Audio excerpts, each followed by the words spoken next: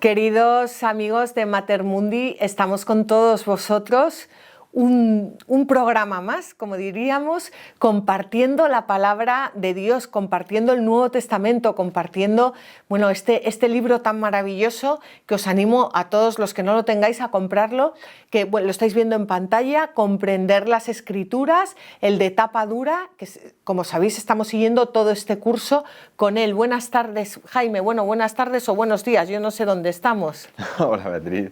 Bueno, sí, no sé, depende de cuándo nos escuchen.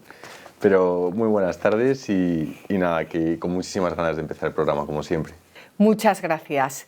Pues espero que todos tengáis las mismas ganas que Jaime de empezar el programa y vamos a meternos de pleno con el Evangelio de Marcos. Habíamos visto en el programa pasado cómo la ley del Antiguo Testamento alcanzaba su plenitud en los evangelios, en los 4 evangelios. Habíamos hablado ya del Evangelio de San Mateo y hoy vamos a entrar ya de pleno para no perder más tiempo. Para no perder tiempo con el Evangelio de San Marcos. Igual que decíamos que en el Evangelio de San Mateo los destinatarios principales eran los judíos, en el Evangelio de Marcos los destinatarios principales son los cristianos de Roma. Esto es importantísimo que lo tengamos en cuenta, porque ¿qué tiene que ver un judío con un pagano? ¿Qué tiene que ver? El judío conocía todo el Antiguo Testamento y Mateo ya se encargaba de hablarles sabiendo que ellos llevaban el Antiguo Testamento en el corazón, y en cambio los cristianos de Roma, los cristianos de Roma que venían del paganismo, pues ni habían escuchado el Antiguo Testamento en su vida, ni sabían lo que era el pueblo de Israel, ni sabían quién era Abraham. Es que no, pues como nosotros un poco somos los paganos de Roma. Entonces, claro, también la forma de dirigirse es distinta, el público es distinto. Marcos acompañaba siempre a Pedro. Pedro fue la principal fuente de Marcos para narrar la vida de Jesús. Y muchos exegetas creen que el Evangelio de Marcos fue el primero en escribirse. Juan Marcos fue un discípulo, como ya hemos dicho, de Pedro, que le acompañó en su viaje a Roma y más tarde, según la tradición, viajó a Egipto. Marcos y Pedro estaban muy unidos hasta el punto de que Pedro le llama mi hijo Marcos al final de su primera carta.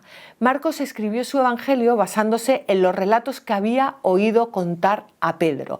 Por eso también es importante que cuando leamos el Evangelio de San Marcos cerremos los ojos y sepamos que el que nos está hablando, por supuesto es nuestro Señor Jesucristo, pero de donde se recogen todas esas anécdotas es de San Pedro, el primer papa de la Iglesia. Hemos dicho que sus destinatarios eran principalmente cristianos procedentes de la gentilidad, que vivían en Roma. Según una tradición, Pedro estaba tan satisfecho con el trabajo realizado por Marcos que ordenó hacer copias de su evangelio para enviarlas a todas las iglesias. De los 4 evangelios, el de Marcos es el más breve y, según muchos exegetas, el más antiguo, como ya hemos dicho antes. Muchos también piensan que Mateo y Lucas los utilizaron como fuente para escribir sus propios evangelios. Hay pasajes que están narrados exactamente con las mismas palabras en los 3 evangelios sinópticos. El Evangelio de Marcos narra la historia de la vida de Jesús de una forma sencilla. Aunque incluye muchas de las palabras que Jesús dijo, Marcos se muestra más interesado en lo que Jesús hizo. Hay un dato muy curioso, y es que Marcos incluye un relato peculiar que no aparece en los demás evangelios. Y es que tras el prendimiento de Jesús, las autoridades ordenaron que le llevaran ante el sumo sacerdote. Y dice la Biblia que un joven que se cubría el cuerpo tan solo con una sábana le seguía. Y lo agarraron, pero él, soltando la sábana, se escapó desnudo. ¿Por qué recoge Marcos digamos, embarazoso, insignificante incidente? Pues muchos exegetas piensan que fue el joven Marcos el que escapó desnudo, que era el mismo, y que lo incluyó en el relato para recordar a sus conocidos que él mismo fue un testigo ocular de algunos acontecimientos. Digamos que es como la firma del autor, como esta es mi firma. Yo firmo, yo Marcos, firmo que soy el que escribo este evangelio porque ese joven que salió desnudo era yo y mucha gente sabía que era yo y ahí queda mi firma plasmada. Bueno, la palabra es una anécdota, pero una anécdota curiosa. La palabra favorita de Marcos es el adverbio enseguida. Lo utiliza más de 40 veces, dando la sensación de que su evangelio transcurre en una secuencia continuada. Por eso leer el evangelio de Marcos de corrido resulta fácil y además es una buena manera de comprender lo apasionante que debió de resultar la buena nueva para los primeros creyentes. Así que yo os animo desde aquí a que os leáis el Evangelio de Marcos de corrido. Ya os digo, es un evangelio fácil. Es un evangelio que está escrito para los paganos de Roma, pues que somos cualquiera de nosotros. Para personas que no están tan familiarizadas con el Antiguo Testamento, que no era el caso de Mateo, que en cambio escribía para los judíos, para personas que se sabían el Antiguo Testamento de memoria. Y ahora vamos a pasar al Evangelio de Lucas. Los destinatarios principales del Evangelio de Lucas eran cristianos procedentes del paganismo. No tenían por qué ser precisamente los romanos, sino pues del mundo entero. Lucas incluye detalles de la concepción y del nacimiento de Jesús que no se han incluido en ningún otro relato. La fuente que Lucas utilizó para narrar esos detalles pudo ser la Virgen María. Bueno, eso es lo que piensan, lo que piensa la tradición. Que Lucas pasó mucho tiempo con la Virgen María y fue la Virgen María quien le contó de primera mano a Lucas pues todos esos acontecimientos que Lucas nos narra en su evangelio y que no encontramos en ningún otro evangelio. San Pablo llama a Lucas el médico querido. Sabemos por los Hechos de los Apóstoles que Lucas pasó mucho tiempo viajando con Pablo y con los apóstoles. Fijaos, igual que Marcos era el compañero de viaje de Pedro, Lucas era el compañero de viaje de Pablo. Lucas era un hombre muy culto, que conocía y dominaba las técnicas literarias de su época, era médico, como ya hemos dicho, y su evangelio está dirigido principalmente a aquellos cristianos que proceden de la gentilidad. Motivo por el que destaca la universalidad del ministerio de Cristo. Cuando Lucas escribió su evangelio, ya se habían escrito otras muchas narraciones sobre la vida de Jesús. Entonces, ¿por qué Lucas decide escribir una más? Bueno, pues seguramente tendría dos razones. La primera es que Lucas subraya que su intención es escribir una narración de forma ordenada, lo que probablemente significa que, dada su habilidad literaria, pensó que las otras narraciones de la vida de Jesús no se escribieron siguiendo un orden apropiado, o por lo menos el orden que a él le hubiera gustado. Desconocemos si su versión es estrictamente cronológica, pero lo que sí sabemos es que Lucas fue un gran historiador. Fue un historiador minucioso que se aseguró de ofrecer a sus lectores el marco histórico adecuado para cada episodio. La segunda razón es que Lucas poseía información de la que carecían los demás evangelistas, como ya hemos dicho, especialmente en lo que se refiere a la concepción y al nacimiento de Jesús, porque, ya lo hemos dicho, de los 4 evangelios solo Lucas nos da detalles íntimos de la anunciación, el niño en el pesebre, la adoración de los pastores, las enseñanzas de Jesús en el templo cuando tenía 12 años y de dónde obtuvo Lucas los detalles sobre la concepción y sobre el nacimiento y la infancia de Jesús, pues son muchos los teólogos que opinan que esta información la obtuvo directamente de María, de la madre de Jesús, quien guardaba todas estas cosas en su corazón. Y como decíamos en el programa pasado, todo lo que vamos a contar a lo largo de todos estos capítulos, ya que en el capítulo siguiente nos meteremos ya de lleno en la historia de Jesús. Todas estas cosas las vamos a contar para que las guardemos y las meditemos en nuestro corazón. Bueno, pues ¿quién más que María podría haber contado a Lucas las cosas que guardaba en su corazón? Sabemos que Lucas coincidió con los apóstoles y con María, eso sí lo sabemos. Y si había decidido escribir una narración ordenada de la vida de Jesús, lo lógico sería que le preguntara a la Virgen María sobre aquellas cosas que ocurrieron al principio. Pasamos ya al Evangelio de San Juan. Juan hace hincapié en Jesús como el Verbo de Dios encarnado y en nuestra nueva humanidad en Cristo. O sea, Juan es como el teólogo. Él va directamente al logos que se hace carne, y la importancia de nuestra nueva humanidad en Cristo. El Evangelio de Juan completa detalles omitidos en los otros 3 evangelios, y en Juan se revela de una forma más completa la Santísima Trinidad. El propio Evangelio, según San Juan, nos dice que fue escrito por el discípulo que Jesús amaba. Es decir, San Juan. Según la tradición, Juan vivió muchos años. La mayoría de los exegetas opina que su evangelio fue el último de los 4 evangelios en escribirse. Para Juan, lo más importante es recordar a sus lectores que Jesucristo es verdaderamente el Dios encarnado, el Verbo de Dios que existía junto a Dios desde toda la eternidad. Probablemente el Evangelio de Juan estaba dirigido a los cristianos procedentes del judaísmo, pero bueno, de todas formas lo narra de una forma totalmente distinta a San Mateo, y por este motivo está repleto de alusiones o acontecimientos del Antiguo Testamento y de símbolos que únicamente los lectores judíos podían entender. Este es el Evangelio de Juan.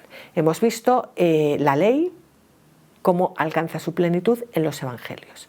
La historia del Antiguo Testamento, los libros históricos, decíamos que alcanzan su plenitud en los Hechos de los Apóstoles. San Lucas fue quien escribió este libro como continuación a su evangelio, y es la única historia fiable que tenemos de los comienzos de la Iglesia. Los arqueólogos y los historiadores coinciden en que Lucas fue un historiador, como hemos dicho antes, extraordinariamente minucioso. Cada detalle de su narración, que ha podido verificarse, ha resultado ser rigurosamente cierto. El propio Lucas fue un testigo ocular de muchos de los acontecimientos que describe, y por ese motivo cambia con frecuencia de ellos a nosotros para indicar que él mismo viajaba con los apóstoles. Por ejemplo, su relato del naufragio en Malta, narrado en Hechos de los Apóstoles capítulo 27, se considera una de las descripciones testimoniales sobre la navegación más rigurosa de la historia antigua.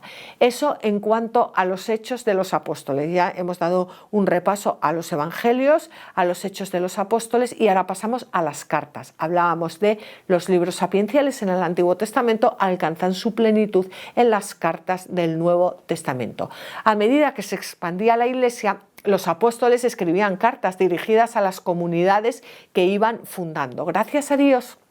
Bueno, gracias a Dios no, pero en aquella época no existía lo que eran los WhatsApps, no sé si gracias a Dios o no, pero esto hizo que los apóstoles tuvieran que escribir cartas para recordar a las comunidades muchas cosas, para explicarles cosas, para aclararles cosas.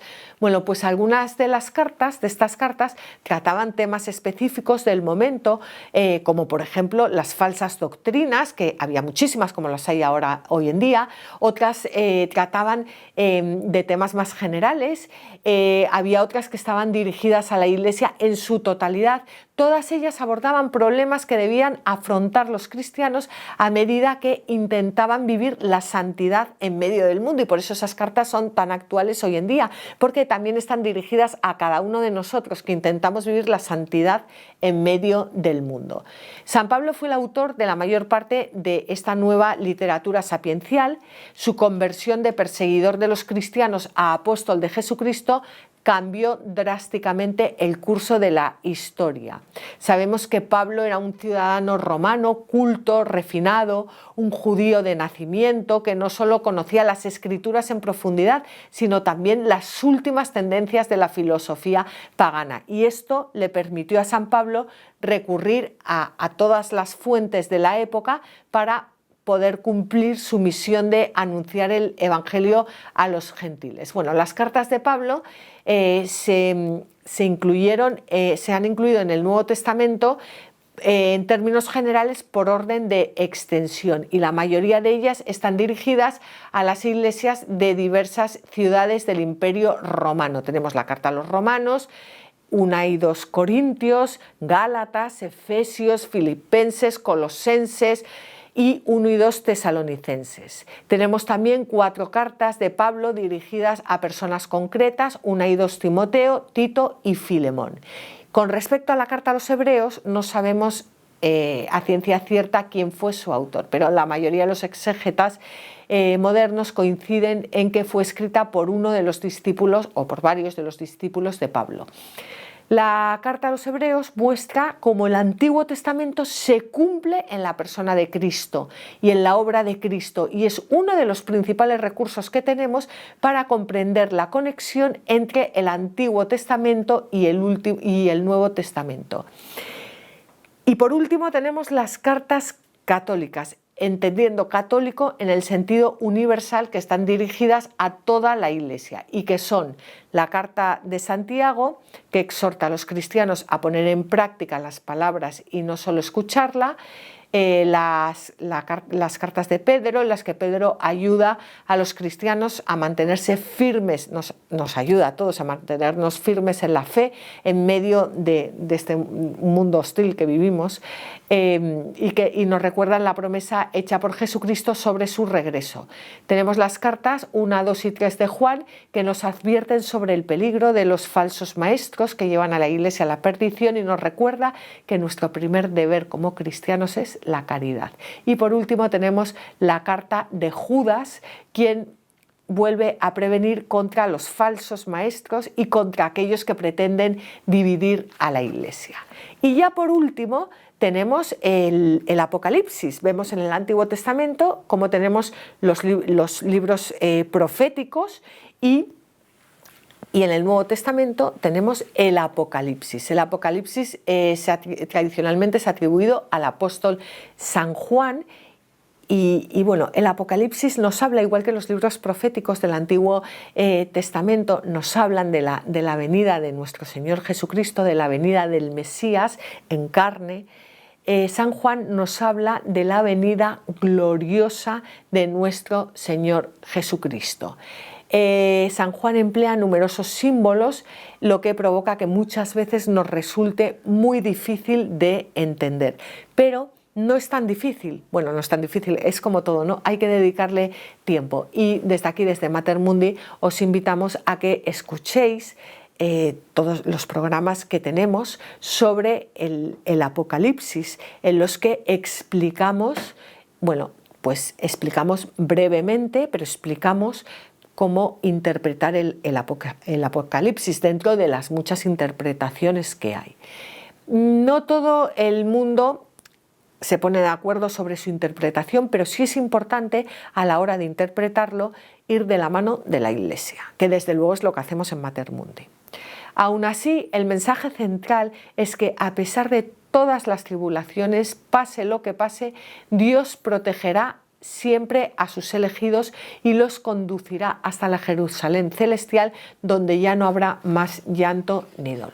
Bueno, pues hasta aquí es un breve repaso por los libros del Nuevo Testamento, y ya en el capítulo siguiente nos adentraremos de lleno con el nacimiento de nuestro Señor Jesucristo, y ya comenzaremos pues con toda la vida de nuestro Señor Jesucristo, su nacimiento, su vida pública, su muerte, su resurrección, la historia de los comienzos de la Iglesia. Pues esto es todo lo que vamos a ver a lo largo de todos estos capítulos.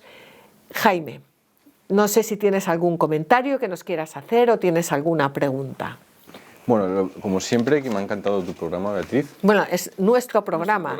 Y sobre todo es el programa de la Virgen que quiere traernos las palabras de su Hijo pues a todos nosotros. Desde luego, vamos, y hoy sobre todo porque se ha explicado de dónde vienen las palabras de su Hijo, ¿no? Los 4 evangelistas, bueno, ha habido cosas que me han llamado la atención, por ejemplo, lo de... bueno, me han llamado la atención muchas cosas, he aprendido un montón, pero así muy concretas es rápidamente lo de San Juan, que es verdad que era muy joven, ¿no? Entonces decían que lo había escrito a lo mejor el último de los evangelios en escribirse. Es verdad que el Evangelio de San Juan es muy profundo y entonces pienso que, claro, era tan joven que seguro que no lo escribió así, o sea, se esperó a ser más mayor y ya todo lo meditó mucho, ¿no? Ya, como hombre sabio Sobre todo, fíjate, él se recostó sobre el corazón de Cristo. O sea, San Juan es el discípulo que ha entrado en el corazón de Cristo, que ha dialogado, que ha tenido un encuentro de amor corazón a corazón. Y todo eso, claro, es de una profundidad. Jesucristo le ha revelado sus secretos, su misterio, abriéndole las puertas de su corazón. Es impresionante. La verdad es que sí, y se nota, porque el Evangelio de San Juan... Es un místico. Sí, sí, sí. Y bueno, el Apocalipsis, ya como no te lo expliquen, como no veas los programas que has anunciado, es muy complicado de entender. Fíjate, el Apocalipsis es el único libro que tenemos en el que Jesús nos habla en los Evangelios, por supuesto, pero el único que tenemos en el que Jesús nos habla, Jesús resucitado, Jesús glorioso, el Kyrios. El Kyrios nos habla a través del Apocalipsis. Es impresionante. Claro, es muy difícil entenderlo porque está lleno de símbolos, pero merece la pena adentrarse en él. Es una maravilla, una maravilla. Bueno, pues habrá que intentarlo entonces. Por supuesto. Qué bueno, pues la verdad es que me ha encantado. Ya aprovechando como otras veces, pues hay una serie que se llama The Chosen, Los Elegidos, que relata, que es muy buena, la verdad, la recomiendo, que relata muy bien los evangelios, lo representa muy bien, pero es que yo creo que estos programas, vamos, son fundamentales. Yo hoy me he enterado de todo. Ahora va a cambiar mucho mi forma de ver el evangelio y rezar. Y de rezar. The Chosen, sí, yo he visto algunos capítulos, está muy bien hecha y sé que está teniendo mucho éxito. Y además a los jóvenes creo que les está encantando. Sí, vamos, a mí me encanta, la verdad. He aprendido también mucho, pero bueno, nada como esto. Bueno, todo se complementa. Bueno, Jaime, pues muchísimas gracias a todos vosotros por habernos acompañado y ya nos metemos de lleno, el próximo programa nos metemos de lleno en la vida de Jesús, en su nacimiento y bueno, pues en la historia de aquel a quien amamos. Muchas gracias.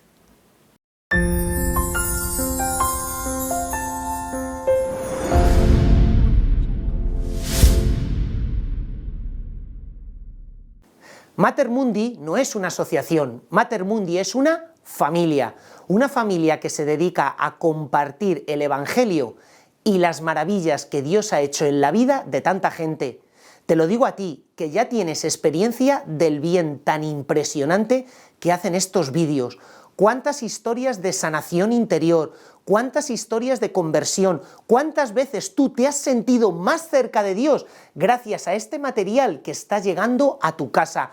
Por eso te pedimos que nos ayudes a seguir realizando esta tarea de llevar el Evangelio. Aquí abajo aparecen todos los datos a través de los cuales tú puedes seguir colaborando económicamente para que tantos voluntarios de esta asociación, de esta familia de Mater Mundi, puedan seguir trabajando y llevando su Evangelio a todos los rincones. Muchísimas gracias por colaborar con nosotros.